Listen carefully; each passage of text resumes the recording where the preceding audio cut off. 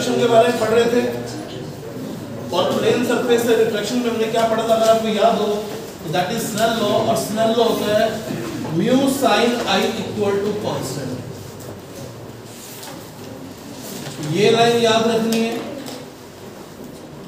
I being small, अगर I R छोटे हो जाएं तो आपके पास हो जाएगा relation mu tan i equal to constant या फिर mu i equal to constant. ये दो अप्रोक्सीमेशन हैं। आपकी 90% से ज्यादा प्रॉब्लम्स इस पर बेस्ड है। एनसीईआरटी में सारे डेरिवेशन इसी पर बेस्ड है 100%। कुछ क्वेश्चन हमें इस कैटेगरी में मिलेंगे। ये कब है? ये तो एक्चुअल हो गया, ये अप्रोक्सीमेशन है। बस ये बात याद रखें, आई आर बीइंग स्मॉल का मतलब समझ के चले नियरली नॉर्मल सीन, ये सिचुएशन है जी।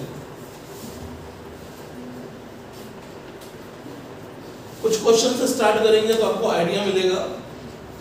पहले बिल्कुल बेसिक से स्टार्ट कर रहे हैं। एक आसान सा क्वेश्चन लेके चल रहे हैं, इस क्वेश्चन को ध्यान से देखिए। ये एक सफियर लिया हम लोगों ने, ट्रांसपेरेंट सफियर है जिसका रिफ्रैक्टिव इंडेक्स हमें √3 गिवन है। रिफ्रैक्टिव इंडेक्स हमेशा 1 से बड़ा होगा। यहां पर हम लोगों ने एक रे को इंसिडेंट किया, ये एंगल गिवन है हम लोगों को 60 डिग्री। अब मीडियम चेंज हो रहा है तो रिफ्लेक्शन तो होगा ही होगा। कभी भी पार्शियल रिफ्लेक्शन के बारे में ना भूलें, ये पार्शियल रिफ्लेक्शन हमेशा सोचना है, क्योंकि अगर क्वेश्चन में गिवन होगा तो आपको बात करनी पड़ेगी। तब आपको इसके बारे में जो सोचना पड़ेगा कि पार्शियली रिफ्लेक्टेड रे के बारे में सोचिए, और वो हर जगह पर होता है। अब देखिए हर जगह पर कहां पर होता है उसके बारे में बात करूंगा, लेकिन ये रे अब रेयरर से डेंसर में जा रही है। इसका हमने RI√3 लिखा, बाहर एयर 1 लिख रहे हैं, तो समझिए it will bend towards normal, और ये C है तो नॉर्मल ही बन गया। सफियर का सेंटर ये तो नॉर्मल बन गया। क्वेश्चन देता हूं आपको मैं, फाइंड डेविएशन इन रे व्हेन इट कम्स आउट। जब ये बाहर आएगी रे तो इसमें कितना डेविएशन आएगा।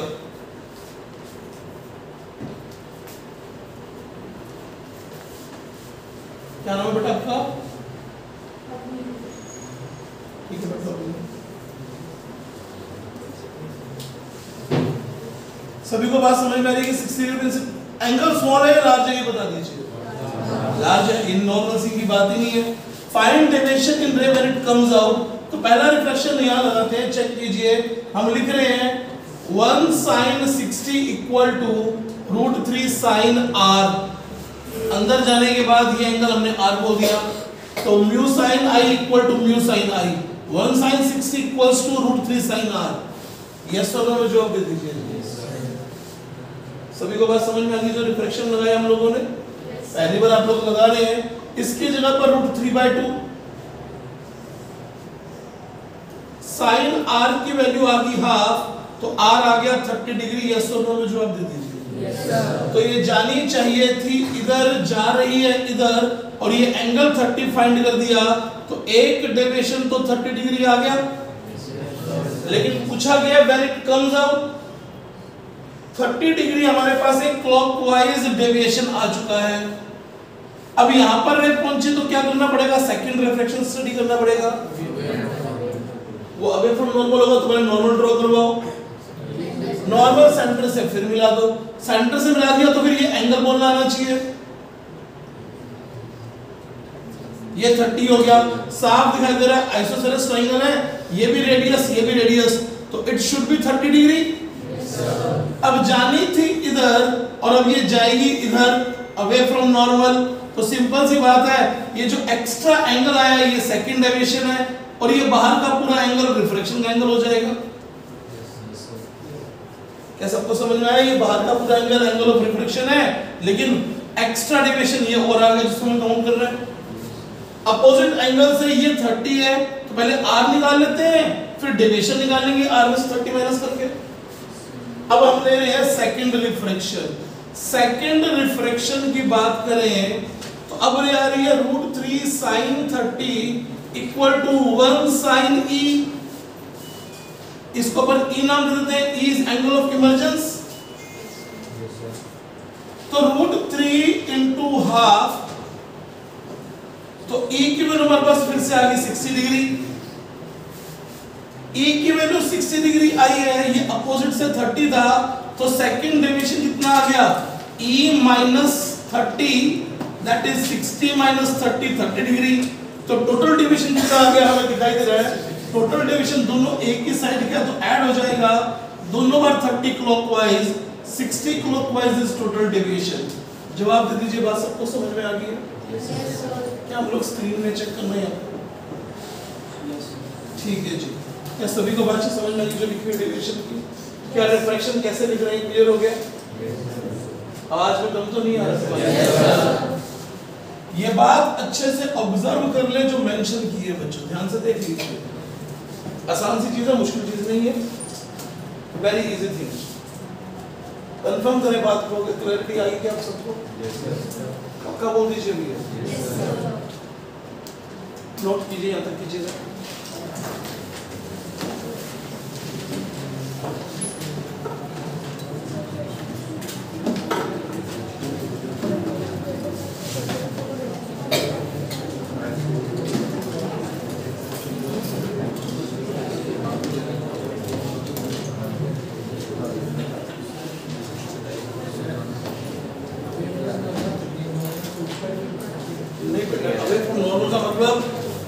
इधर रही थी नॉर्मल इस साइड का, तो अवे फ्रॉम नॉर्मल उसको तो जाने का मतलब ही नहीं है, वरना रिफ्लेक्शन हुआ तो जा रही थी यहाँ नॉर्मल आ गया ये वाला, तो उधर नहीं जा सकती है।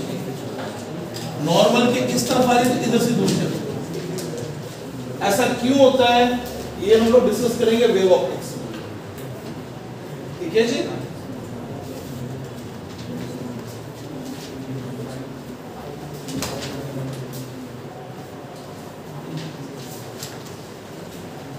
नोट कीजिए,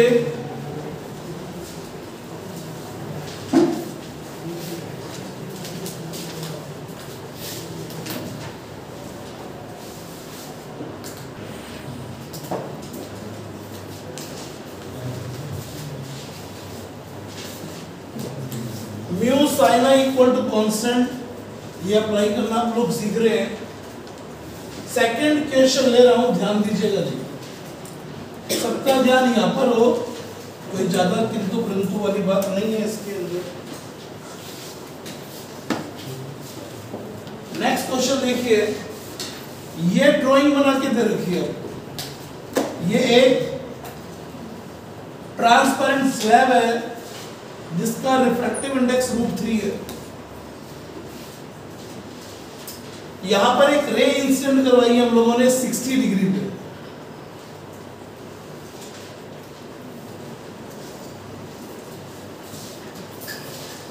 ठीक है जी, यहां का रिफ्रैक्टिव इंडेक्स है 1, यहां का रिफ्रैक्टिव इंडेक्स है 1। क्लियर है जी? बताओ जी क्या होगा। पहले रिफ्रैक्शन के लिए सेम इक्वेशन लगाएंगे, 1 sin 60 equal to √3 sin r bended towards normal. ये 30 डिग्री आपके पास आ गया, हायना में जवाब दे दीजिए।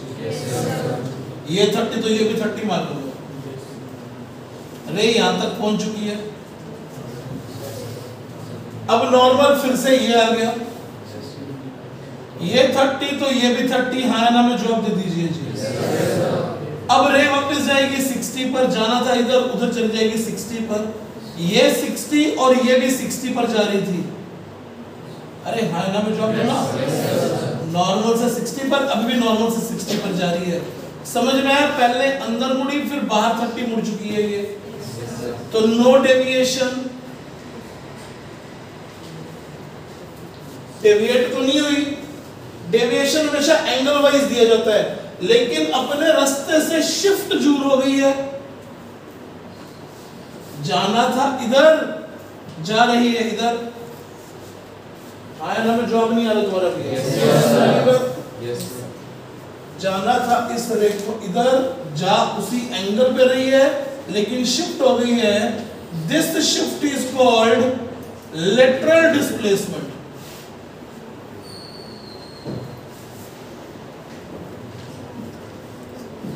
This shift is called lateral displacement.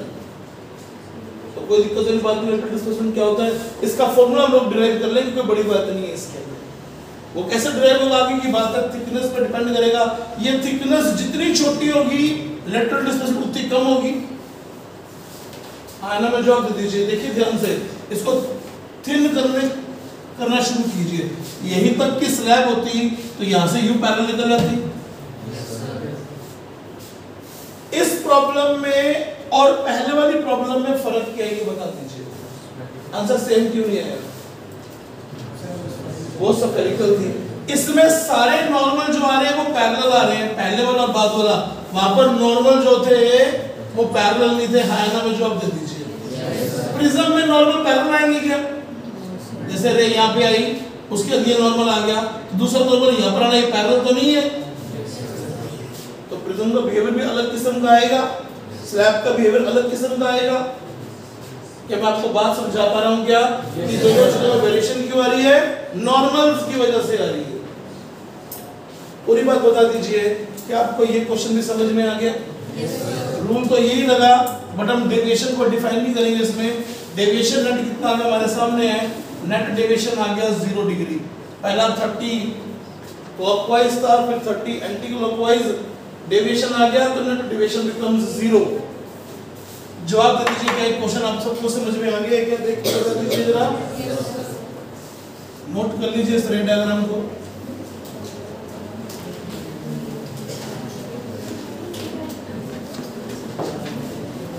इस रे डायग्राम को नोट कर लीजिए।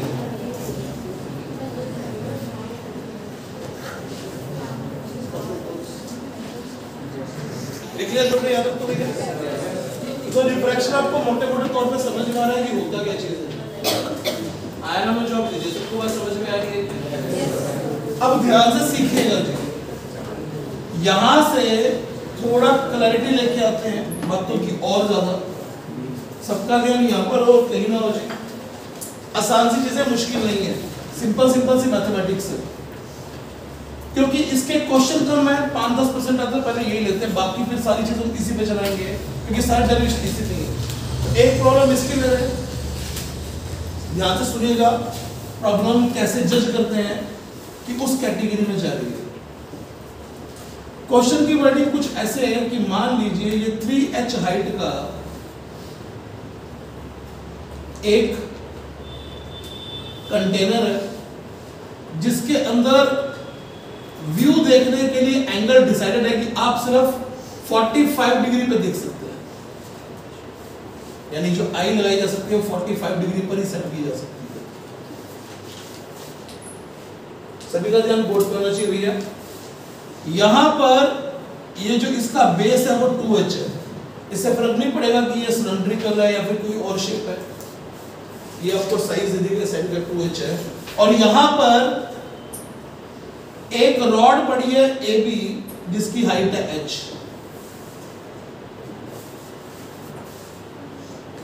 कोई लिक्विड नहीं, अभी सभी का ध्यान बोर्ड पे होना चाहिए।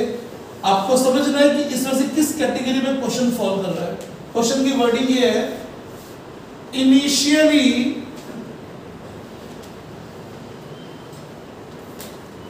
A is visible to observer। वो रे डायग्राम से क्लियर हो रहा है कि ये वाली इसकी लाइन ऑफ साइट है, तो इसको, क्योंकि ये भी 2h हो गया, ये भी 2h हो गया, क्योंकि पूरा 3h था, ये h हो गया, तो ये भी 2h हो गया, तो 2h 45 डिग्री, तो A is visible to the observer। आया ना में जवाब नहीं है। सभी को बात समझ में आ गई है जी? हमें ये बात तो समझ में आ गई कि A is visible to observer। कह रहे हैं now a liquid is filled up to 2H of Ri mu। अब यहां पर आपने 2H हाइट तक एक लिक्विड को फिल कर दिया।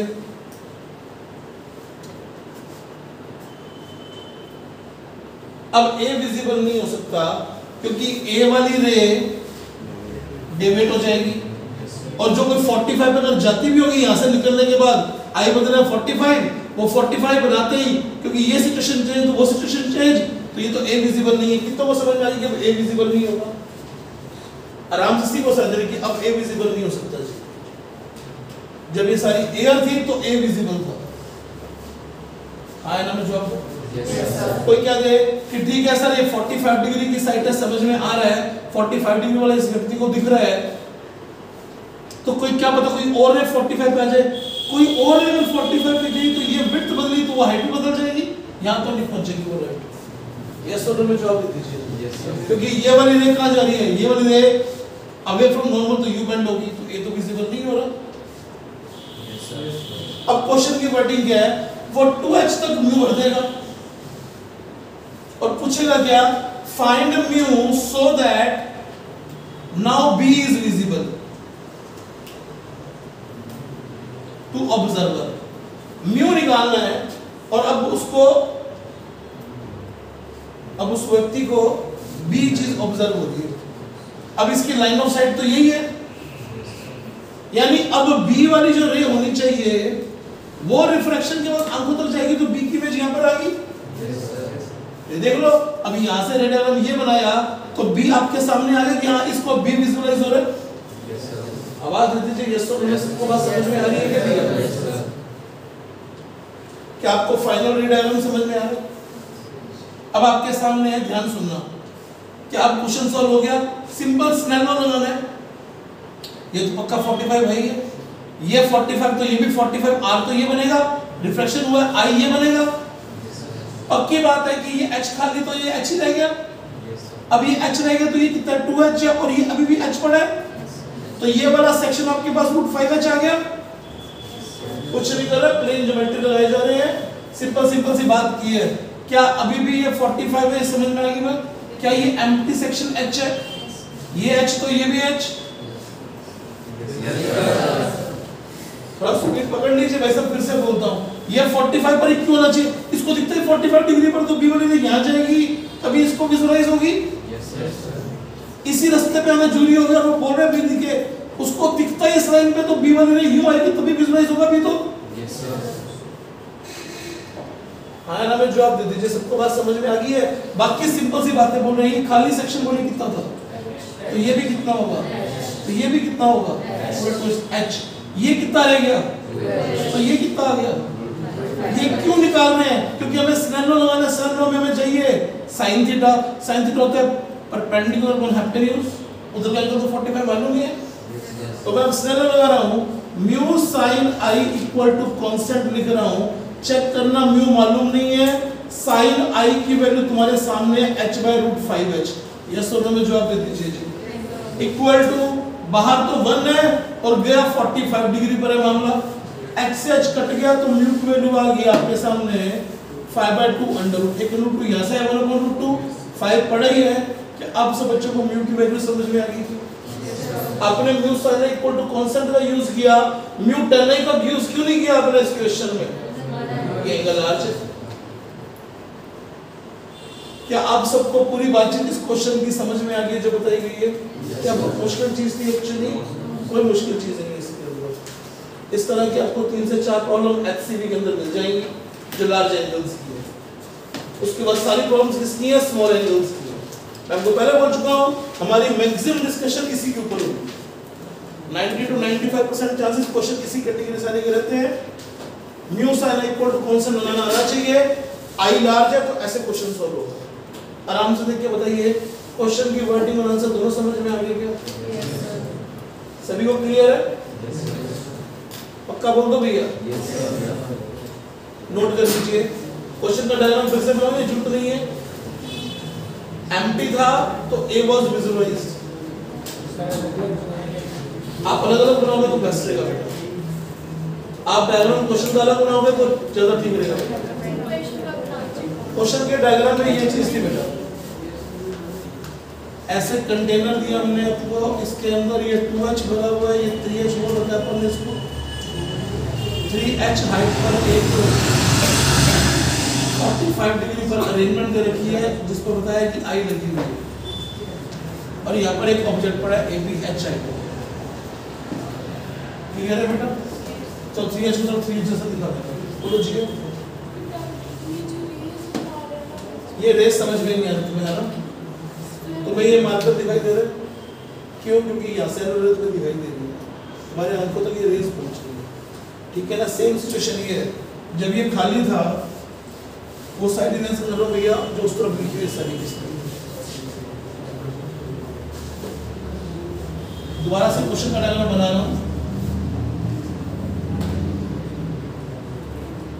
ये 2H बोल रहे हैं, ये H हाइट बोल रहे हैं, AB ऑब्जेक्ट बोल रहे हैं, ये 3H बोला हमने, और इस 3H पर जो ऑब्जर्वर है वो 45 डिग्री पर चीजों को देख रहा है।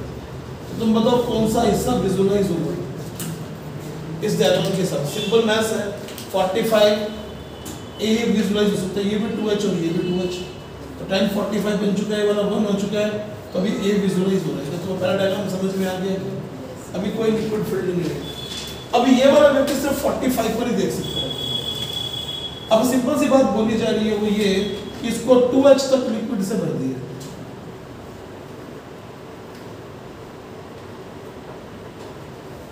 और बोल रहे हैं कि B दिखता है। अब रेस तो सिर्फ इसी एंगल पे जा सकती है, इसकी लाइन ऑफ साइट ही यही है, तो B वाली रे यहाँ तक आएगी, वो यूं जाएगी, तभी उसको B यहाँ पे विजुअलाइज होगा। ये लाइन इंपॉर्टेंट है जो बोल रहा हूँ। आपको कहा जा रहा है कि अब ये B को देख पा रहा है, तो B को देख पाने का मतलब क्या है? B से आने वाली रेस इसके आंखों तक पहुंच रही है। मैं B से आने रेस बनाता हूँ, मैं B से आने रे ये भी तो बना सकता हूँ, लेकिन ये वाली रेस जब आती है वो तो कुछ यूं उड़ जाएगी, वो तो आंखों तक पहुंचे नहीं। हमें वही रेस चाहिए जो 45 पे जाए। हाँ ना, मैं जवाब देता हूँ। B से आने वाली रेस सभी एंगल पे जाएंगी, ये B से आने वाली रेस 0 पे चलेगी, B से आने वाली कुछ एंगल पे यहाँ चलेगी, लेकिन इसको देखना है B, तो B से आने वाली रेस इसको आंखों तक जाए, तो रे डायग्राम सिर्फ और सिर्फ ये बन सकता है। हाँ ना, मैं जवाब देता हूँ। यस तो मैं जवाब नहीं आया तुम्हारा। सभी को बात समझ में आ गई है? तो आगे समझ में कुछ तो आ गया। फिर से बोल दो बेटा। एक ही रे तो उसके आंखों तक पहुंच ही सकती, बता क्यों नहीं पहुंच सकती ये बता दे। क्योंकि ए वाली रे जो यहाँ पर आ रही है वो यूं मुड़ जाएगी अवे फ्रॉम नॉर्मल। कोई और रे जो होगी 45 पर अगर वो हुई, क्योंकि वो सेंटर पे 45 पे नहीं है, किसी और डिस्टेंस पे 45, तो कहीं और ही पहुंच रही है उस डिस्टेंस के हिसाब से। यस और नो? बस फिर बात समझ में आ गई। बाद में सिनेरियो लगा रखे, बाद में सब डिस्टेंसेस लिखी है, ये h लिखा, ये 2h लिखा, ये √5h लिखा। क्यों लगाना? सिनेरियो है तो sin i के लिए ये अपन ये लिखना पड़ेगा। आवाज दे दीजिए जब बोल रहा हूँ, सबको समझ में आ रहा है क्या? बहुत कठिन बात बता रखी है।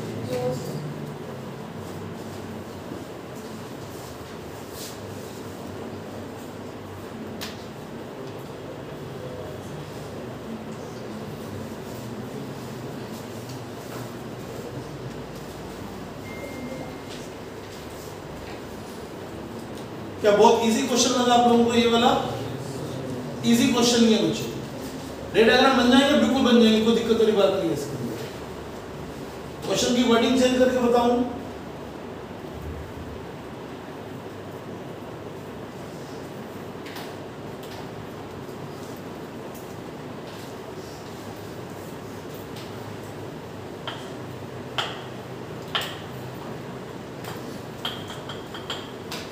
बोलिए जी, क्लियर हो गया सबको क्वेश्चन ये वाला? रे ऑप्टिक्स सबसे आसान चैप्टर में से एक चैप्टर है बच्चों, प्लस 2 का सबसे लंबे चैप्टर में से भी है, लेकिन ध्यान से सीखिए। रेगुलरिटी बनाए रखेंगे तो कोई किंतु परंतु नहीं होगा भैया।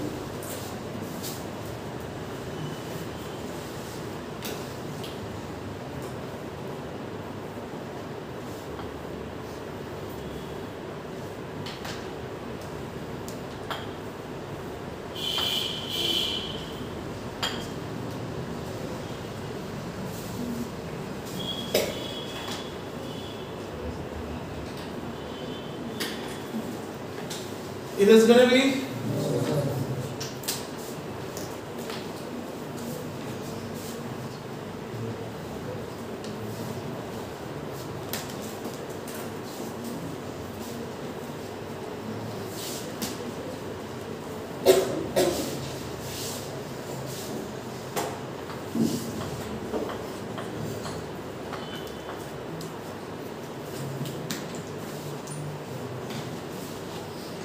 इरेज करते हैं।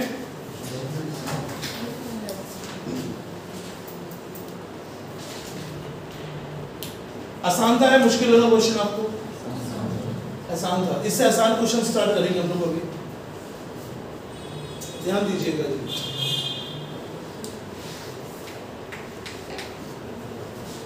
अब जितने क्वेश्चन लेने वाले हैं वो नियरली नॉर्मल सीन के लेने वाले हैं।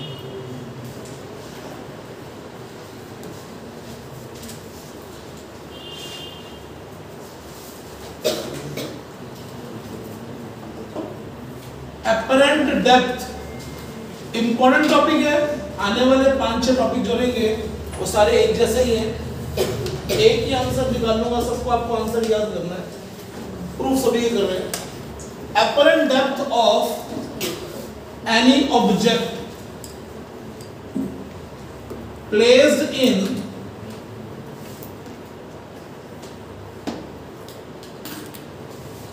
या प्लेस्ड इन को छोड़ देते हैं।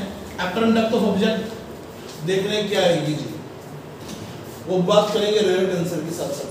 मैंने आप समझने बात आएगी, कोई किंतु परंतु नहीं होगा। इसमें केस 1 ले रहे हैं बेटा, ध्यान दीजिएगा।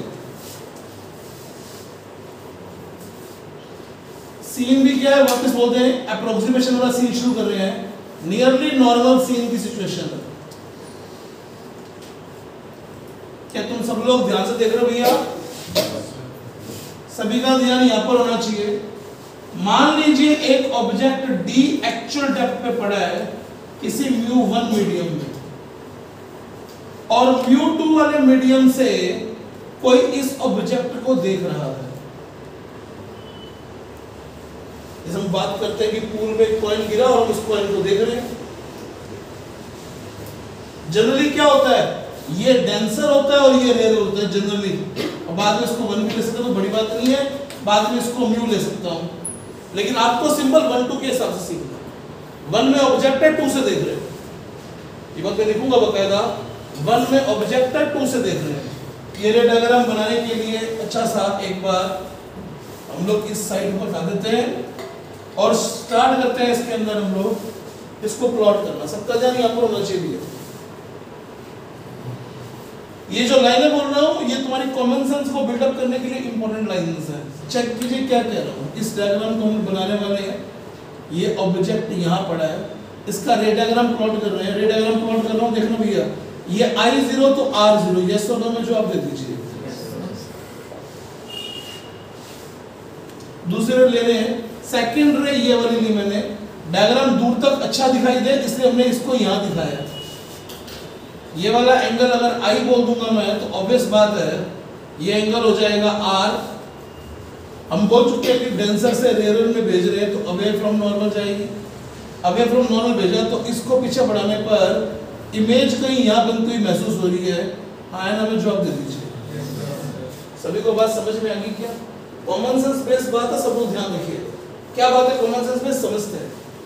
हमने कहा नियरली नॉर्मल सीन है, यानी ऑब्जर्वर यहाँ खड़ा है तो ऑब्जर्वर की काम की ये रे तो हो ही नहीं सकती, क्योंकि ये वाली रे काम में आ रही है। तो फिर ये वाली रे इसके पास नजदीक होती तो ये 2 रेज मिलकर इसकी इमेज यहाँ बनाती। ये तो लार्ज एंगल का डायग्राम बना रखा है। तो इसको सॉल्व करने के लिए क्या करूंगा, डायग्राम ये बनाया लेकिन मैथमेटिकल कैलकुलेशन में बोल दूंगा कि I छोटा है। अब I छोटा बोलते ये रे कि नजदीक इसके पास आ गई तो इन रे से इसके पास इमेज फॉर्म हो रही है। यस और नो में जवाब दे दीजिए। सबको बात समझ में आ रही है क्या? सर एक बार फिर से बोलो क्या कह रहे हैं। सर ने बोला बेटा क्या ये वाली रेस क्या मतलब पहुंच रही है? पहुंच रही है, ये पहुंच रही है? नहीं ये तो नहीं पहुंच रही, लेकिन डायग्राम बनाने के लिए दिखाना पड़ेगा। डायग्राम अगर मैं कहीं यहाँ बनाता हूँ तो बिल्कुल क्लोज बनेगा तो दिखेगा ही नहीं, तो what should I do? Sir diagram को आप यही बनाओ, लेकिन आई आर को मैथमेटिकल कैलकुलेशन में आप क्या बोल दो? स्मॉल बोल दीजिए। हाँ ना में जवाब दे दीजिए। सबको बात समझ में आ गई है क्या? सबने का समझ में आ गई है। इतनी डेप्थ को क्या नाम देते हैं सर? इतनी डेप्थ को आप अपरेंट डेप्थ नाम दे दो, जो अपन ढूंढ रहे हैं। यस और नो में ये भी जवाब दे दीजिए। It is the apparent depth. तो इसको क्या नाम दे दो बेटा? आप इसको शिफ्ट नाम दे दीजिए कि इतना ये शिफ्ट कर गया। क्या सारी नेमिंग समझ में आ गई है हमें? What is D? It is actual depth. It is apparent depth. It is shift. Got it? Yes, sir. मामला सिंपल सा लगा देते हैं। इसे 1 2 बोला था मैंने, हम लगा रहे हैं स्नेल लॉ। नहीं समझ में आया तो जवाब देना। स्नेल लॉ लिख रहा हूँ mu sine i equal to constant. ये हमारी हैबिट होनी चाहिए लिखने की। फिर बोल देंगे आई आर बीइंग स्मॉल, तो लिखा हमने mu 10 i equal to constant. अब बोर्ड से ध्यान मत हटाना भैया, तो मैं लिख रहा हूं mu 1 10 i equal to mu 2 10 r. I का मेजर कर रहे हैं 1 में और आर का मेजर कर रहे हैं 2 में, तो mu 1 10 i equal to mu 2 10 r. कोई दिक्कत नहीं है। ये वाला आर तो ये वाला भी आर। हाँ ना में जवाब दे दीजिए जी। ये कॉरेस्पॉन्डिंग एक्सटर्नल हो गया, आर बन चुका है ये। अब आप क्या बोलोगे?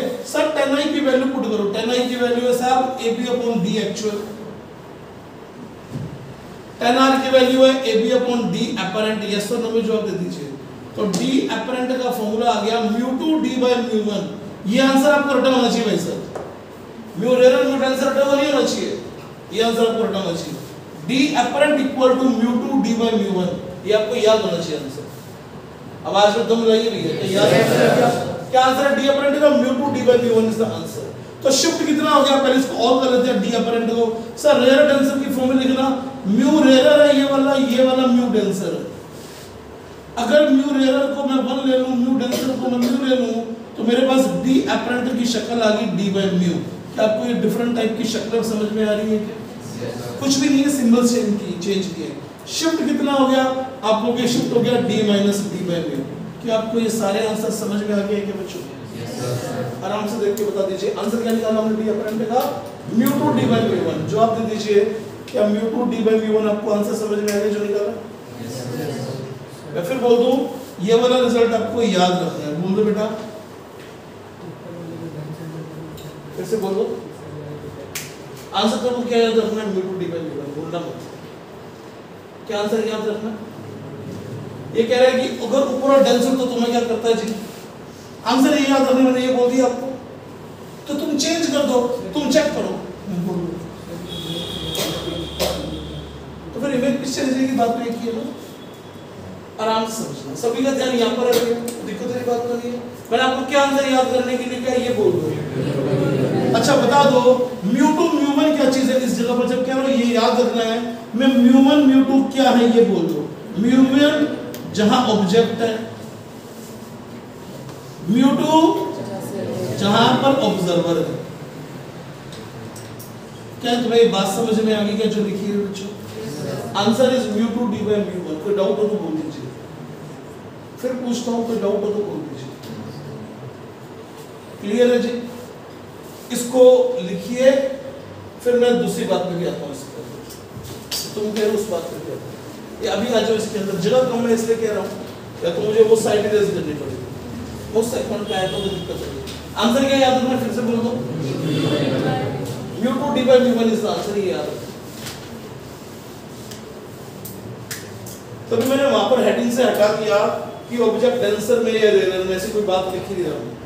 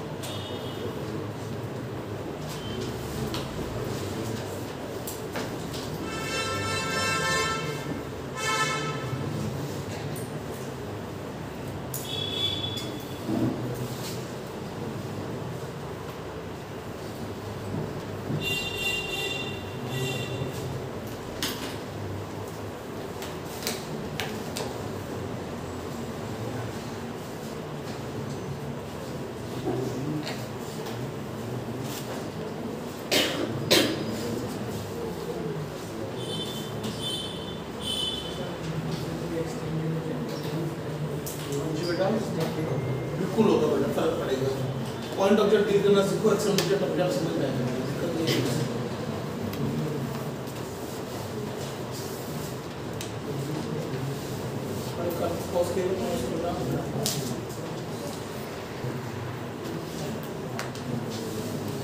Apparent depth of object when seen nearly normal position।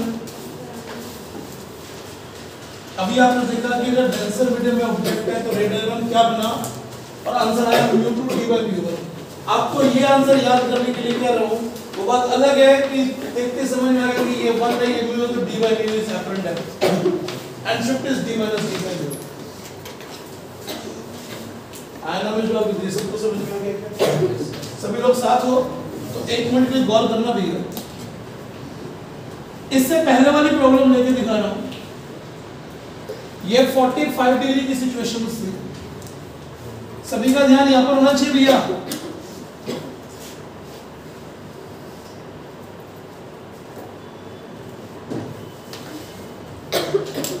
आप में से कुछ बच्चे इस क्वेश्चन में म्यू का जवाब जब पूछा गया था तो म्यू का वैल्यू क्या निकालते हो चेक कीजिएगा ध्यान से, क्या वैल्यू म्यू क्या थी उनकी और वो क्या गलती करते हैं। बच्चों जो एनसीईआरटी पढ़ रहे हैं वो भी आंसर क्या याद करेंगे, हर हाल में डी बाय म्यू। इस फॉर्मूले के बारे में उनको मालूम होता है क्योंकि सारे डेरिवेशन लिखे हैं और ये मल्टीपल टाइम रिपीट होगा तो ये याद रहता है। और शिफ्ट की वैल्यू क्या थी, D minus D by mu.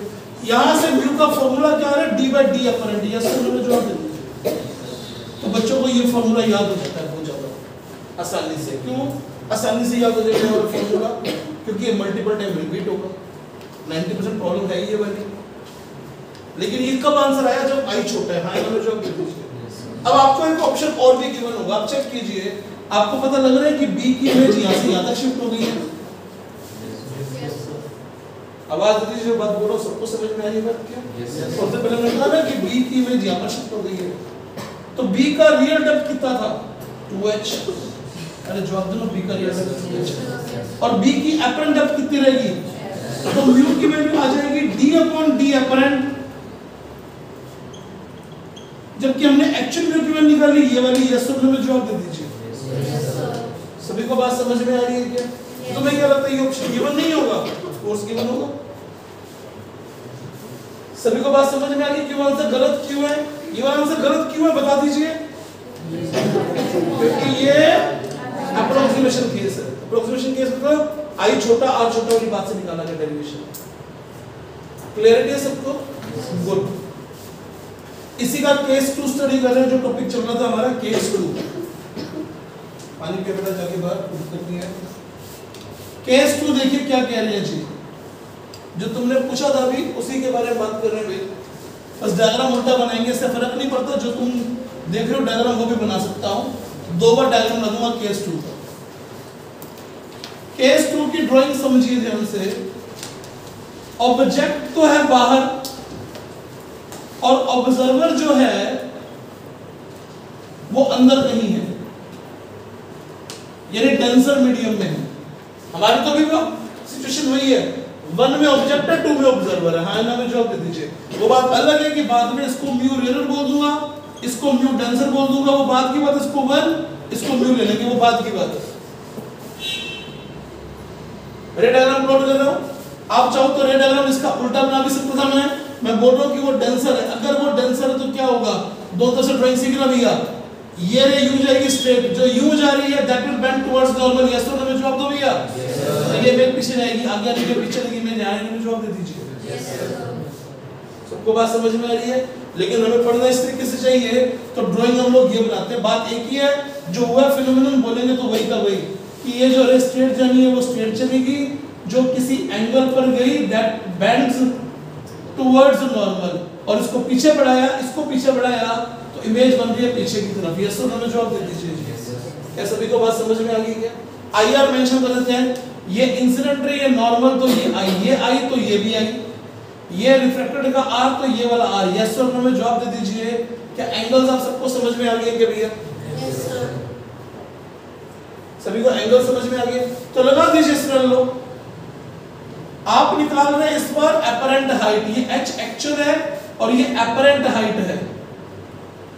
तो हम लिख रहे हैं, समझते जाना भैया, mu one sin i equal to mu two sin r, angle छोटे हैं तो mu one tan i equal to mu two tan r। Mu one tan i की वैल्यू देख लीजिए, अगर आपको दिखाई दे रही है it is ab upon h। tan r की वैल्यू चेक कर दीजिए, ab upon h apparent। तो आपके पास h apparent की वैल्यू फिर से आ गई mu two d by mu one. Answer क्या आ गया? म्यू2 d by म्यू1। बोला क्या था आपको? आपको बोला कि जो है वो लिख दो। हमने बोला कि इस बार 2 हमारा डेंसर है भाई साहब और म्यू1 रेयर है, तो ये शक्ल लिख दो। कोई कहते हैं मुझे म्यू डी की वैल्यू म्यू लिखनी है, तो h अपरेंट की वैल्यू आ गई म्यू h by 1, तो म्यू h आ गया। तो शिफ्ट कितना हो गया भाई साहब? ये म्यू h आ गया है तो दूरी है। क्वेश्चन क्या बनता है? क्वेश्चन ये बनता है पूल के अंदर कोई व्यक्ति है या फिर एक रिवर के अंदर फिश है और फिश बर्ड को देख रही है, तो फिश ऑब्जर्वर और बर्ड को देख रही है, तो बर्ड को दूरी दिखाई देगा, लेकिन बर्ड को फिश ऊपर दिखाई देगी। सभी को बातचीत समझ में आ रही है क्या? लेकिन आंसर क्या याद करना है वो भी आपको? अरे ये आंसर याद करना आसान नहीं है, ये सिंबल वाले। अच्छा मैं आपको ये आंसर क्यों नहीं बता रहा? हो सकता है इन दोनों मीडियम अलग अलग दे दे। जनरली एयर गिवन होता है, एक म्यू गिवन होता है, लेकिन दोनों अलग अलग दे, फिर क्या करेंगे? आंसर ये याद करना है, कौन सा? म्यू2 d by म्यू1। क्या तुम सबको सेकंड केस समझ में आ गया? कुछ बोला या फिर पक्का बोल दीजिए, बता दीजिए कि साइड इरेज कर दूं। सभी का ध्यान यहाँ पर होना चाहिए और कहीं पर भी नहीं होना चाहिए भैया। सभी का ध्यान यहाँ पर होना चाहिए। क्या आपको h अपरेंट समझ में आ गया? कैसे निकाला गया? इसमें डाउट है? कैसे कह रहे फिर से बोल ना। एक सेकंड दोबारा सुनना ध्यान से, सबका ध्यान यहाँ पर हो गया। क्या तुम कौन सा पिछले प्रॉब्लम में बोल रहे हैं? ये ऑब्जेक्ट डी डेप्थ पर है भैया। आगे बोलना शुरू कर बेटा। रेयर टेंसर को उल्टा करने के लिए कहा गया हायना में जवाब दो। बात समझ में आ रही है क्या सबको? अच्छा तू बता मैं क्या करूं? जो तू वही करूंगा। क्या तेरे को ये वाली रे लेनी है? अब बता सो कहां भेज? जो तू सोच रहा है वो गलत है ना। तू रे को यहां भेज रहा है, जाना था यहां, ये चीप फड़ के यहां थोड़ी आ जाएगी। Bend towards normal. यस और नो में जवाब नॉर्मल की उसको थोड़ी चली जाएगी। तो मैंने क्या ये डायग्राम अभी बना के तो दिखाया था, अभी पहले यहाँ डायग्राम बनाया था मैंने, इससे नहीं हुआ था। तो मैंने कहा कि इसको ऊपर की साइड पढ़ना चाहिए अपने को, ये क्वेश्चन वहीं से आएगा। तुमने ये डायग्राम छोड़ा नहीं, तुम्हारी इमेज अपने आप से बन रही है। ये चेक करिए, डी है, ये डी अपरेंट है, तो वो आंसर क्या बता रखा है? मैंने तो आंसर बता रखा है म्यू2 d by म्यू1। लेवल पे पुट कर 2 वाला क्या आंसर तेरे पास? 2 वाला मीडियम डेंसर मीडियम है तेरे पास। हां ना में जवाब दे दिया। आगे और कितना आंसर भी होगी? सभी लोग जवाब दे दीजिएगा। सबको आंसर समझ में आ गया? म्यू2 d by म्यू1 शिफ्ट समझ में आ गया? सब कुछ जो बोलना जा रहा है आवाज नहीं है क्लियर है सबको? नोट कीजिए जी।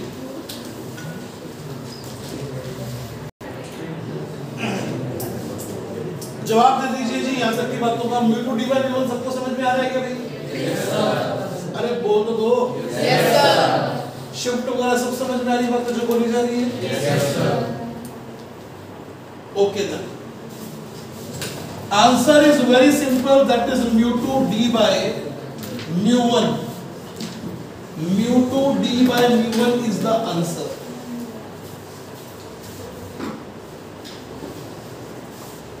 गड़बड़ मत कीजिएगा, यहां ध्यान दीजिएगा। कोशिश कीजिए ये 4 डायग्राम आप लोगों को समझ में आए। दोबारा से प्लॉट कर रहे हैं। 1 में ऑब्जेक्ट, 2 में से देखना है। ये वाला केस 1 था जो बनाया रखा था हमने। रे डायग्राम से क्लियर हो गया कि ये रे डायग्राम ये बनेगा और इमेज आ गई कहीं यहां पर, और ये जो डी अपरेंट आया ये डी एक्चुअल था। ये वाली वैल्यू म्यू2 d by म्यू1 है। यस और नो जवाब दीजिए। ये रेयर लेके डायग्राम बना के आपके समझ में आ रही बात? अबे फ्रॉम नॉर्मल लिया ये वाली रे कोई भी सिलेक्ट कर सकता है। तो बता कौन सी हो? कोई भी टेडी में इससे टेडी क्या ले रहा है? और टेडी ले ले। बाद में आई को तो स्मोक बोलना पड़ेगा कितनी टेडी लो तू बता।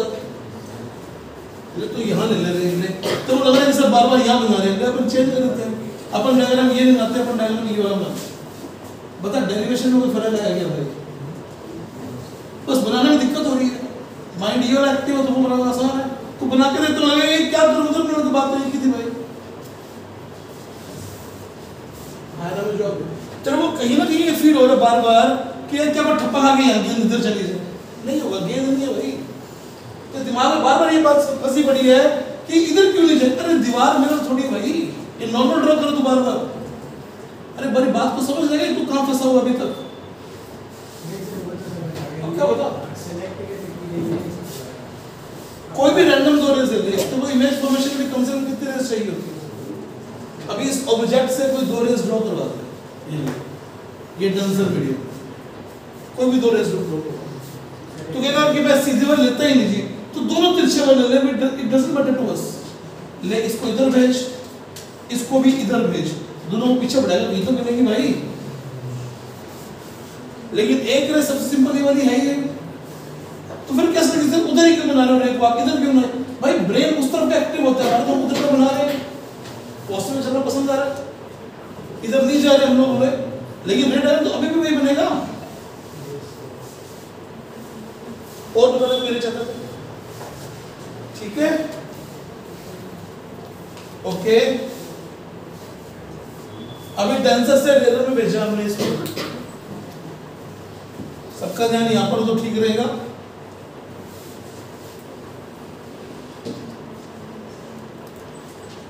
Denser to rare, rare to denser भेज रहे हैं रेज को। These ray will bend towards normal. Image यहाँ बनी, ये μ1 है, ये μ2 है। आंसर कभी मत भूलिए μ2 d by μ1, चाहे h अपरेंट है चाहे d अपरेंट है।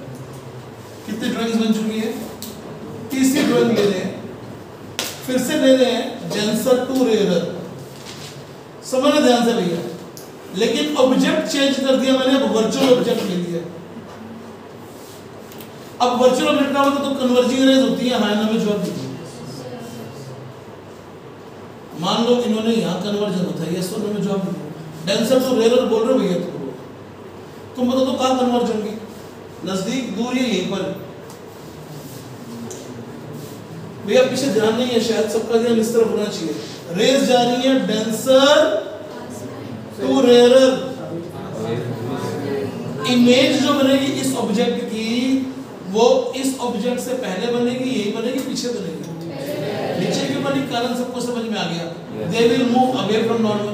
आंसर इसका भी कितना है, μ2 d by μ1, भूलना मत भैया। ये d एक्चुअल हो गया, तो जो d अपरेंट आ रहा है दैट इज μ2 d by μ1, भूलना नहीं है आंसर। अपने आप इसका आंसर d by μ बन रहा है, चेक कर लो। इसकी जगह पे 1 डालोगे, इसकी जगह पे μ डालोगे तो d by μ आंसर आ गया। घटे तो d by μ, दूर गया तो μd। ध्यान नहीं है पीछे, फिर कह रहा हूं मैं। 4 केस तो बन सकते थे, 2 रियल ऑब्जेक्ट के केसेस, 2 वर्चुअल ऑब्जेक्ट के केसेस। फोर्थ ड्राइंग क्या बन जाएगी, फोर्थ ड्राइंग वर्चुअल ऑब्जेक्ट की फिर से ले लो, लेकिन रेज जा रही है रेयर टू डेंसर। अब रेयर टू डेंसर रेज जा रही है तो क्या होगा आपको कि सर रेयर टू डेंसर जा रही है तो जिधर बेंड होना था उससे पीछे भी बेंड होगी। मान लो यहाँ बेंड होने जा रही थी तो ये टुवर्ड्स नॉर्मल बेंड हुई तो पीछे नहीं गई। Answer is still μ2 d by μ1। Prove कर लो शायद इसको, जवाब दे दीजिए। आपको सबको समझ में आ गया, answer is μ2 d by μ1। Yes sir, पक्का बोल दीजिए भैया, सबको समझ में आ गई μ2 d by μ1 is answer for all cases. Yes sir, इसके पिक ले लीजिए जी, जगह छोड़ दीजिएगा, रिकॉर्डिंग से देख के लिख लीजिएगा इस पर। 2 केस आपको वर्चुअल ऑब्जेक्ट की और सिखाएंगे, जल्दी से फोटो ले लो भैया इसकी।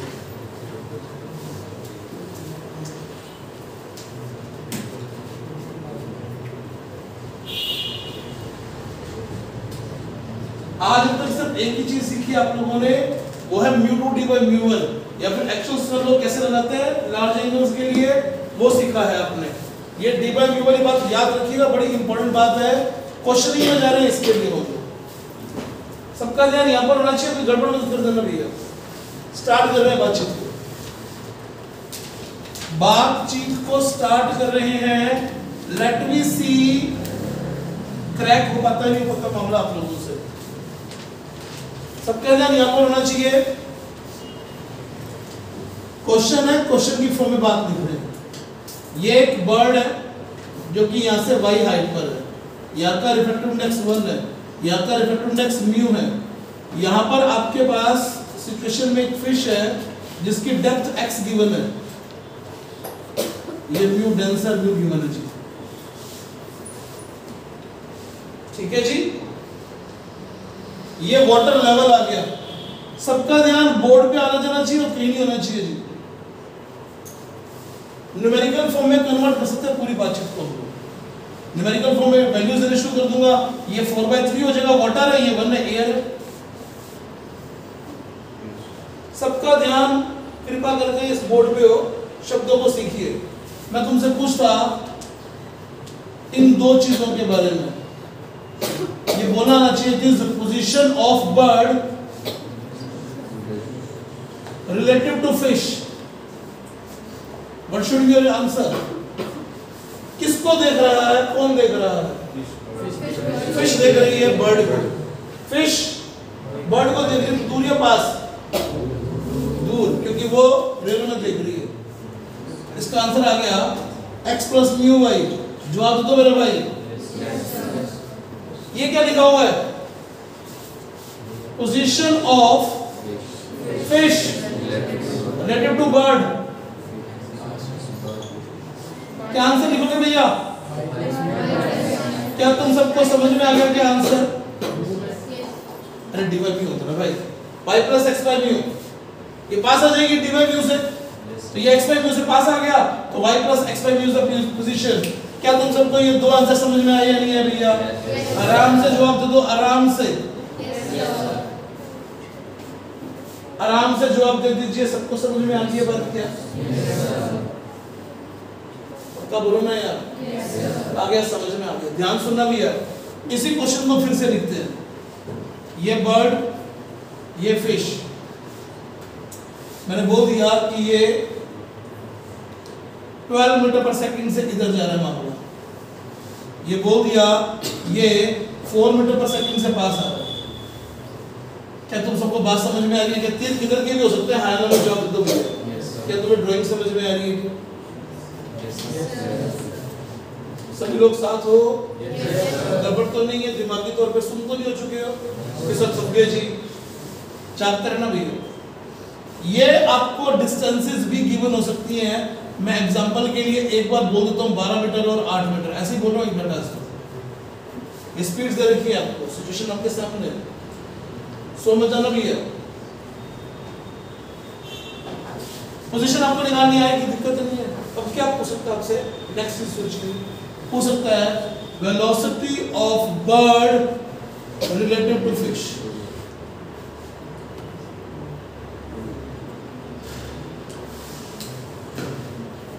आप बताओ क्या करूं मैं इसके लिए? पहले वो एक को रोक लेंगे, बाद की बात है। पहले उसको डिफरेंशिएट करो, क्योंकि इसका मतलब हो गया d by dt of xbf। Yes और नो में जवाब दे दीजिए। रोक लेंगे, रुका हुआ सब रोक चलना किसको है? आपको दिखाई दे रहा है कि y चेंज और x चेंज हो रहा है, उसी की बात दे रखी है। कुछ किसी को रोकने वाली बात अभी आएगी नहीं इसमें। आपके पास इसका फॉर्मूला क्या बन गया? उसको डिफरेंशिएट किया तो आपके पास आ गया dx by dt plus mu time dy by dt। Yes और नो में जवाब दे दीजिए। मुद्दा है इसके अंदर वैल्यूज बदलने का। तुम में से वैल्यू कौन बनना जानता है? ये इंपॉर्टेंट मामला है। ये वैल्यूज कौन बनना जानता है? ये इंपॉर्टेंट मामला है। आप मुझे इसकी वैल्यूज बनवा दीजिए, ये वाली और ये वाली, इन डेटा से मजा आ जाए। यहाँ क्या बोल दूं ऐसा? ये क्या चीज है? Velocity of fish with respect to ना भाई dx by dt। x आपने ये नाप रखा है, तो it is velocity of fish related to this level, that is dx by dt। और यहाँ पर आंसर क्या लिखोगे आप? यहाँ क्या भर दोगे?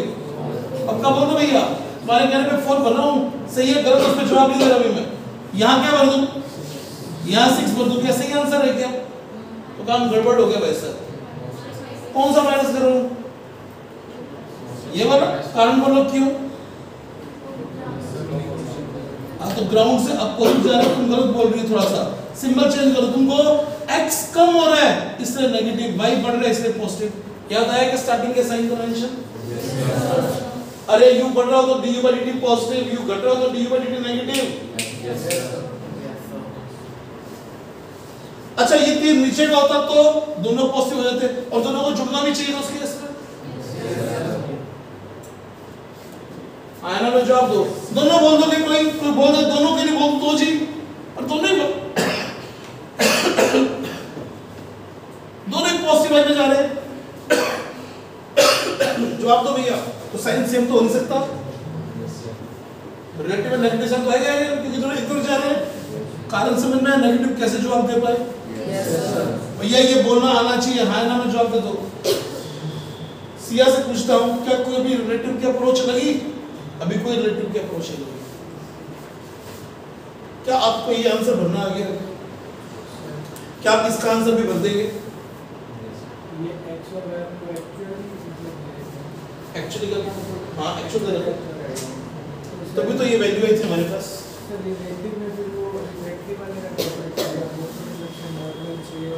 अरे भाई रिलेटिव पोजीशन जो थी, जो पोजीशन है रिलेटिव वही तो चेंज करनी है। मुझे बता ये निकालना क्या है, इसका नाम बोल के बता दे भाई मुझे। डाउटली बोल थोड़ा सा खुद को विस्तारित करो। Velocity of bird relative to fish का मतलब the rate of change of position of bird relative to fish. वो वैल्यू तो ये वैल्यू है भाई। इसी का रेट ऑफ चेंज ऑफ इसकी डेफिनेशन को पूरा कर रहे हैं। व्यू करो अपने आप आएगा, क्यों नहीं आएगा? पानी का ऑब्जर्व तो कर रहा है बर्ड, उसकी वजह से फिश को ऊपर दिखाई दे ही रही है। अपने आप उसका रोल आएगा, व्यू का क्यों नहीं आएगा? आपको अगर ये निकालना तो ये इसी के डिफरेंशिएशन से आएगा। हाँ ना मुझे जवाब दो। सभी को बात समझ में आ गई है? आवाज में दम तुम्हारा अब कम होता जा रहा है वैसा। आ जाइए जी। अगर ये पूछा होता तो क्या लिखते? dy by dt। आया ना में जवाब दे दीजिए। सबको बात समझ में आ गई है? वैल्यूज ये बननी है, ये पॉजिटिव बननी है, नेगेटिव बननी है, ये 4/3 आई है। यस और नो में जवाब नहीं आ रहा तुम्हारा भैया? मैं तुमसे पूछता हूँ, क्या तुम्हें ये क्वेश्चन समझ में आ गया? ये वाला, इसमें इन दूरियों का मतलब ही नहीं है। डिस्टेंस निकालने के लिए इन दूरियों का जरूरत है, वेलोसिटी निकालने के लिए इन डिस्टेंसेस की जरूरत नहीं पड़ती। तो तुम्हें ये बात समझ में आ गई है क्या भैया? उसका बोल दीजिए। लास्ट क्वेश्चन ले लो इस आर्टिकल का, इस आर्टिकल का लास्ट क्वेश्चन। क्या आपको पहला क्वेश्चन समझ में आ गया? क्या आपको सेकंड क्वेश्चन समझ में आ गया? थर्ड क्वेश्चन लिख रहा हूं। अरे बात नहीं करना भैया, यहां ध्यान देना। ये मैंने आपको दे दिया बर्ड, ये दे दिया फिश, ऐसे डायग्राम बना के दे दिया। से ये 3 मीटर पर सेकंड है, ऐसे डायग्राम बना के दे दिया। से ये 1 मीटर पर सेकंड है, ये म्यू 4/3 है, ये इसको लिखा 2 मीटर पर सेकंड है। और साथ में मैंने बोल दिया water level is decreasing at the rate of 1 metre per second.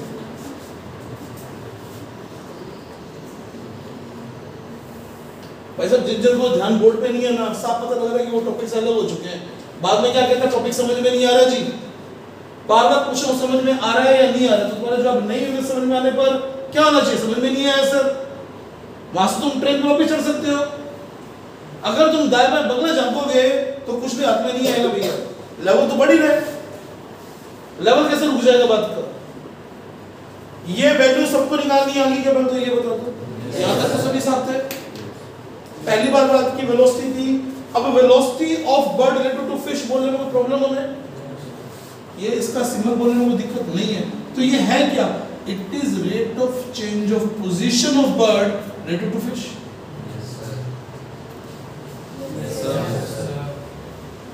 और इस क्वेश्चन में position of bird related to fish ये वाली है, तो इसका डिफरेंशिएशन करना पड़ेगा। कर दिया, वैल्यूज पुट कर दी। वैल्यूज पुट करते क्या समय, क्या कॉमन सेंस ध्यान रखा, सिंपल सा कॉमन सेंस ध्यान रखा कि x बढ़ रहा है घट रहा है, y बढ़ रहा है घट रहा है। क्यों ध्यान रखते हैं? सभी को क्लियर होनी चाहिए बात। सर आप डिस्टेंसेस इस वाटर लेवल से मेजर कर रहे हो और इसी के रिस्पेक्ट में लेवल चेंज हो रहा है। तो dx by dt का मतलब ये डिस्टेंस और dy by dt का मतलब ये डिस्टेंस किस हिसाब से चेंज हो रही है, ये दे रखा है आपने। इस क्वेश्चन में फॉर्मूला तो अभी भी ये लगेगा, लेकिन इनकी वैल्यूज अब चेंज हो जाएंगी। अब इसका आंसर क्या आएगा? इसका रोकोगे तो इसको 4 से भेजना पड़ेगा, क्योंकि अब तो पानी को रुका हुआ मानना पड़ेगा, और इसको रुका हुआ मानोगे तो ये 1 से नीचे जा रही है। यस और नो में जवाब दे दीजिए। क्या आपको समझ में आ रहा है कि dy by dt को आपको 4 पिक करना है और dx by dt 1 पिक करना है, और दोनों बढ़ रहे हैं। dy by dt पॉजिटिव ऊपर की तरफ हो रहा है, dx by dt नीचे की तरफ पॉजिटिव बनना है। वैल्यूज इसमें पुट करनी है। अब पानी को क्यों रोका? क्योंकि ये सारे लेवल नापे कहां से थे? वाटर लेवल एट रेस्ट से मेजर किए थे। यस और नो में जवाब दे दीजिए। अरे तुमसे क्वेश्चन पूछ सकता नहीं पूछ सकता, सुनना ध्यान से। इस क्वेश्चन की वर्डिंग को आसान करता हूं। तुम्हें कहा गया कि ये भरा हुआ मामला यहाँ पे, और यहाँ एक कॉइन पड़ा है। इस कॉइन को ये व्यक्ति ऑब्जर्व कर रहा है, इस कॉइन को ये व्यक्ति ऑब्जर्व कर रहा है। इधर से पानी लगातार निकल रहा है। अब पानी निकल रहा है तो लेवल तो कम हो ही रहा है, तो सिक्के की पोजीशन चेंज हो ही है। सभी को बात समझ में आ रही है क्या? सिंपल लिक्विड के क्वेश्चन इंस्टेंटेनियस की हमें क्या करना होगा? डिफरेंशिएट करना होगा। सभी को बात समझ में आ रही है? तो सिंपल सी चीजें हैं बच्चों, बेसिक डेफिनेशन है मैथमेटिक्स वाली, कोई लंबी चौड़ी बात नहीं है। वेलोसिटी की डेफिनेशन हम सब जानते हैं, rate of change of position is called velocity. उसी बात को लिखा हुआ बता दीजिए। ऑब्जर्व करना आ गया क्या आप सबको? बहुत अच्छी बात है। वीडियो को रोका जाए।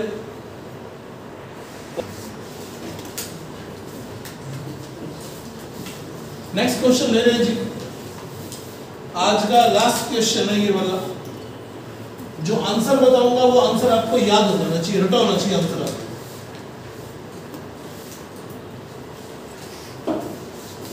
अपरेंट डेप्थ का क्वेश्चन है ये वाला। ऐसे लेयर्स बना रखी है, लास्ट में हो सकता है कि एयर दे रखी है। मैं बोल देता हूँ ये D1 μ1 वाला मीडियम है, ये D2 विड्थ का μ2 वाला मीडियम है, ये D3 विड्थ का μ3 वाला मीडियम है, और यहाँ पर एक ऑब्जेक्ट पड़ा है और बोला गया इसकी अपरेंट डेप्थ क्या होगी, इसका D अपरेंट कितना होगा। तो D अपरेंट का फॉर्मूला इसका हमें याद होना चाहिए, D1 by μ1 plus D2 by μ2 plus D3 by μ3। ये रटा होना चाहिए, ज्यादा है तो प्लस 16 लगा दो। ये D अपरेंट का आंसर, ये याद होना चाहिए। ठीक है जी।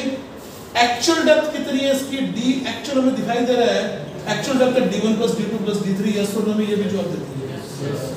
म्यू का फॉर्मूला होता है D अपॉन D अपरेंट, हां ना में जवाब दे दीजिए। D एक्चुअल अपॉन, तो म्यू अगर इफेक्टिव निकालना पड़ जाए तो म्यू इफेक्टिव का फॉर्मूला D एक्चुअल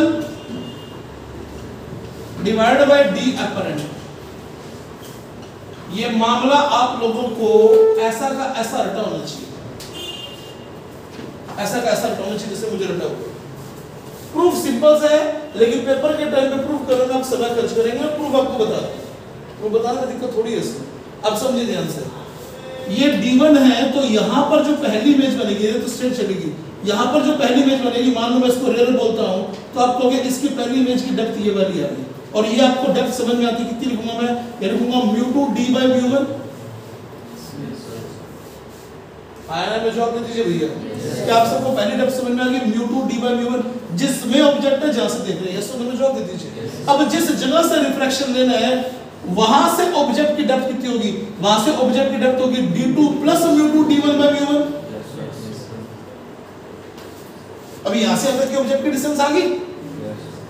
इसके लिए आंसर क्या होगा? आपको क्या मिल जाएगी 3 में 2 से, तो इसका आंसर है μ2 D by μ1, μ2 D by μ1। अब तो μ2 μ3 है ना इस पर, क्योंकि ये 2 से 3 में जा रही है। अरे फिर वही गड़बड़ कर रहे हैं। यहां से यहां एंटर हो चुकी है, अब तो रेट 2 में है ना। अब ये सारा मीडियम किसका काउंट हो रहा है? ये सारा मीडियम 2 का काउंट हो रहा है। हां ना में जवाब तो भाई इसका प्रभाव तो स्टडी हो गया। अब ये सारा क्या काउंट हो रहा है? अब सारा ही μ2 काउंट हो रहा है, और जा किस में रही है मेरे? कहां पे? अच्छा यहां क्या रह गया? ये सही बोलना भाई, μ3 by μ1, क्योंकि μ2 by μ1 बोल रहा था। अब μ2 का रोल कौन प्ले कर रहा है? μ3, और μ1 का रोल कौन प्ले कर रहा है? μ2 प्ले कर रहा है। हां ना में जवाब दे दीजिए। सबको समझ में आ गई बात जी? यहाँ तक का मामला हो गया। तो यहाँ पर भी रिफ्लेक्शन स्टडी कर दो। ये हमारी चॉइस है कि हम दूर रहते हैं नजदीक लेके आते हैं। अब जो इमेज आ गई वो कहाँ गई, प्लस D3 पे चली गई इमेज। आयना में जवाब नहीं आ भैया, आंसर क्या वापस mu two D by mu one, बाहर एयर मान लेते हैं तो यहाँ पर आ गया mu two D by mu one. Yes और नो में जवाब दे दीजिए। ब्रैकेट खोल दीजिए, ये आपका आंसर ये वाला बन गया। ब्रैकेट खोले पहले ये वाली, ये पहले ये खोल रहे, इसको खोलते बन गया D3 by mu three plus mu three cancel 1 by mu two times आ ये वाला 1 बाई म्यू टू को अंदर लेके चला गया तो D2 बाई म्यू टू और ये म्यू टू यहाँ कैंसिल हुआ plus D1 by mu one. जवाब दे दीजिए। क्या अपरेंट डेप्थ का फॉर्मूला समझ में आ गया आप सबको? अरे जवाब दो ना यार। Yes sir. तुम में से कईयों को ये शक्ल मुश्किल लग रही होगी, कोई बड़ी बात नहीं है इसमें। कईयों को बोला, सबको थोड़ी बोला मैंने। क्या मुश्किल है? चेक कीजिए ना, क्या यहाँ से आने वाली रे यू जाएगी बिल्कुल जाएगी जी। तो ये डेप्थ कितनी आ गई, ये म्यू2 में गई 1 से, तो ये डेप्थ आ गई म्यू2 D1 बाई म्यू1। तो यहाँ से ऑब्जेक्ट की डिस्टेंस क्या बन गई प्लस D2। अब रेखा आ गई है 2 से 3 में, तो म्यू2 बाई म्यू1 ये कर दिया। यहाँ से जो डेप्थ आई उसमें हमने D3 ऐड कर दिया। फाइनल 1 में जा रही है, म्यू3 से आ रही है। क्या सभी को ये बातचीत समझ में आ गई है? लेयरिंग में कैसे क्वेश्चन सॉल्व किया हम लोगों ने, इस क्वेश्चन को कैसे किया पता लग गया आप लोगों को? ये क्वेश्चन डायरेक्ट फॉर्मूला बेस आ जाता है, ये आपको करना आना चाहिए। वहां जाके प्रूव करोगे तो समय लगेगा। तो ठीक है, बस आज के लिए काफी है, कल कंटिन्यू करेंगे। स्टॉप करते हैं।